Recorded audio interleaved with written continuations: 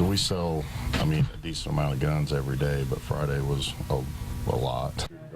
New details now on gun purchases. On Friday, the FBI set a one-day record for background checks on people wanting to buy firearms.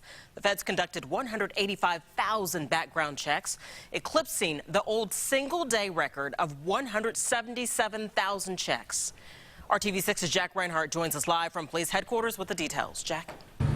Well, Erica, mass shootings and the city's record-pace homicide rate, it all has people running here to the police department for firearms permits. The next stop, the gun store for a firearm.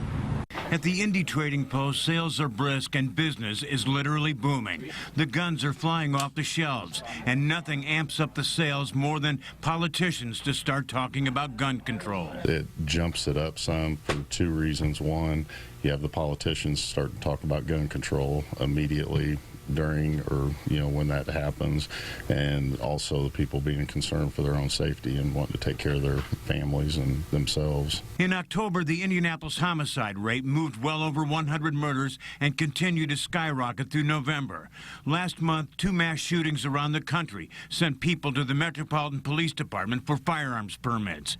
In a month-by-month comparison, handgun applications in 2015 far outdistanced applications in 2014, and in November alone, the number of permit requests more than doubled. I'm a veteran, so I understand all these things going on in the world. Yes, that concerns me a great deal.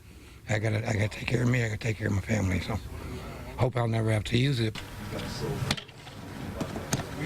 Okay, and that's a 9mm, huh? Yes. In just the third quarter of this year, the Indiana State Police issued more than 2,400 firearms licenses to residents of Indianapolis alone. Kelly Robinson carries a .38 caliber revolver, but today she purchased a second firearm. I'm a widow with a severely autistic child that I'm going to protect with my last breath. And if this is the one way I can do that and still survive to be with him, I'm going to do it. Today, nearly 600,000 Hoosiers now have a license to carry a concealed firearm, and fully 1/4 of those people are women. Reporting live from police headquarters, Jack Reinhardt, RTV6.